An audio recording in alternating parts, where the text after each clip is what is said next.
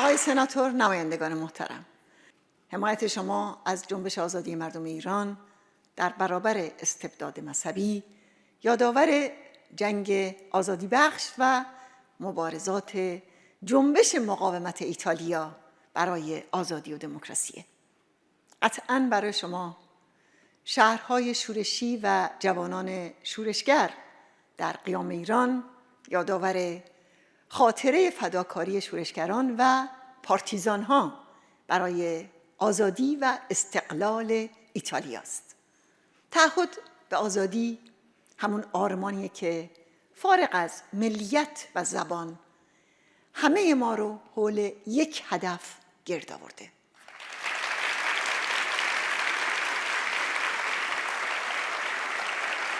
بیش از 5 ماه از قیام مردم ایران که پر از شور و امید و در عین حال داغ و درد و جانفشانی است میگذره.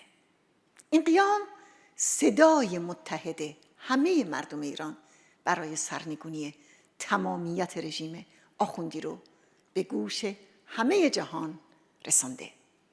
همون فریادی که از خیابان‌های تهران تا زاهدان با شعار مرگ بر خامنه‌ای در نفی ولایت فقیه منعکسه. این قیام پیام فراگیر مردم از دانشجویان و دانش آموزان تا زنان و جوانان در شعار مرگ بر ستمگر، چه شاه باشه چه رهبر، علیه هر نوع دیکتاتوری سلطنتی و یا مذهبیه. این قیام در نقش مؤثر زنان به عنوان جلودار و پیشتاز انقلاب دموکراتیک مردم ایران تصویر حقیقی 4 دهه مبارزات خونبار زنان با استبداد مذهبی رو به همه جهان نشون داده. و حالا در آستانه 8 مارس این حقیقت بیش از همیشه روشن و تابان شده که رژیم ولایت فقیه با پیشتازی زنان برای همیشه از ایران و تاریخ ایران حذف می شود.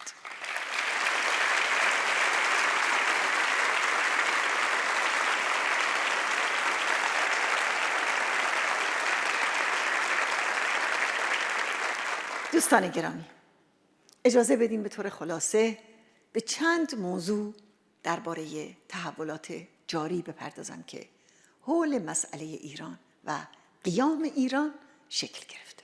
بسیاری در جهان تا قبل از قیام 1401 حاکمیت آخوندها رو با برنامه مرگبار اتمی و موشکی و با عملیات جنگی و تروریستی این رژیم به ویژه در خاورمیانه قدرتمند و غیر قابل تغییر می‌دونستند. اما قیام 1401 ایران رو به نام آزادی و خواست مردم برای سرنگونی رژیم به همه شناسوند. ایرانی با یک جمهوری آزاد و دموکراتیک که در دسترس و ممکنه و بی تردید محقق می شود. همه شما در جریان سرکوب وحشیانه قیام کنونی توسط رژیم هستید با بیش از 750 شهید که اسامی 664 نفر از اونها تا به حال توسط مقاومت ایران اعلام شده. شکنجه دختران و پسران، تعرض به زنان، کور کردن چشم زنان و مردان و کشتن کودکان. اما مردم ایران باز هم فریاد زدند تا سرنگونی این رژیم قیام ادامه دارد. خشم مردم ایران علیه این رژیم مهار شدنی نیست. در زاهدان زنان و مردان بلوچ هر جمعه با شعار مرگ بر خامنه‌ای به خیابون میان.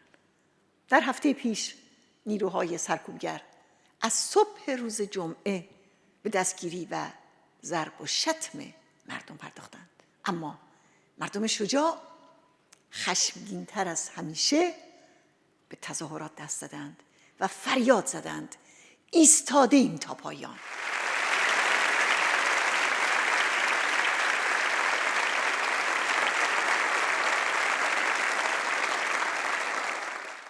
رژیم زن ستیز آخوندی در یک جنایت عمدی با مسمومیت‌های زنجیره‌ای در مدارس دختران در شهرهای مختلف بسیاری از دانش آموزان رو مسموم و راهی بیمارستان‌ها کرده. این جنایت جدید اونه و یک حلقه جدید از جنایات اون. جنایتی که انتقام گیری از نقش دختران شجاع در قیام و مکمل گشت ارشاد رژیمه. روز گذشته دختران دانش آموز و والدین اونها با شعار مرگ بر خامنه‌ای و مرگ بر دیکتاتور به این جنایت وحشیانه اعتراض کردند.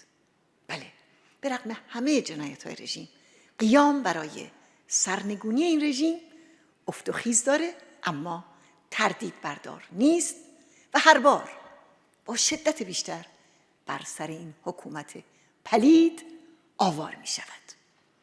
تاریخ ثابت کرده که طرف پیروز در این نبرد آزادی و دموکراسی و برابریه.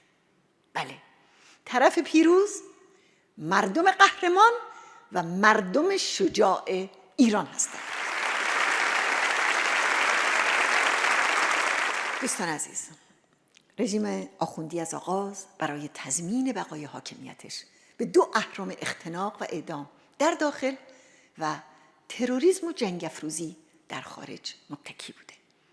امروز هم برای انحراف قیام به دو اهرم شیطان سازی علیه مقاومت و ساختن و پرداختن آلترناتیوها و ائتلاف‌های دستساز نیاز داره که خط کارشون بالانس کردن نفی رژیم با نفی مقاومت و مجاهدینه.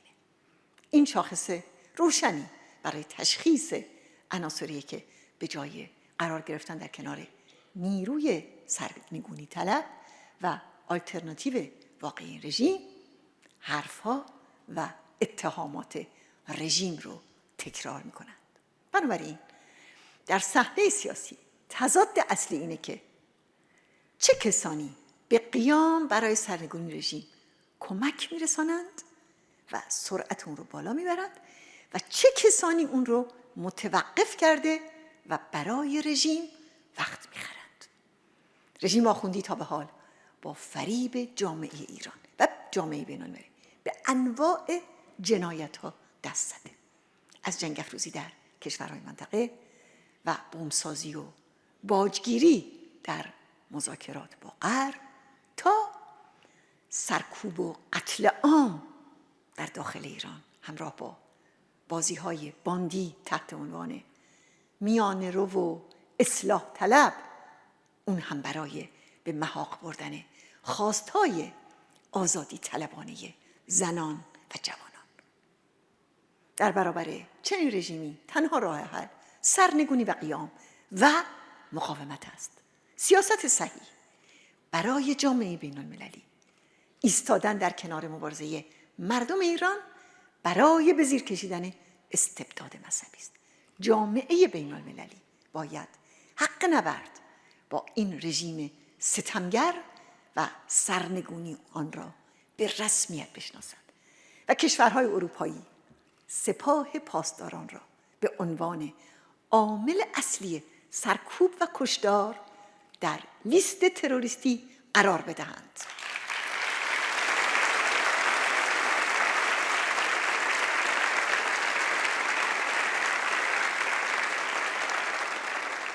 سرنگونی رژیم وظیفه مردم و مقاومت ایران است، اما انتظار مردم ایران از اروپا و جهان این است که از محکومیت‌های لفظی فراتر بروند و سفارت‌های این رژیم را ببندند و مزدوران آن را اخراج کنند.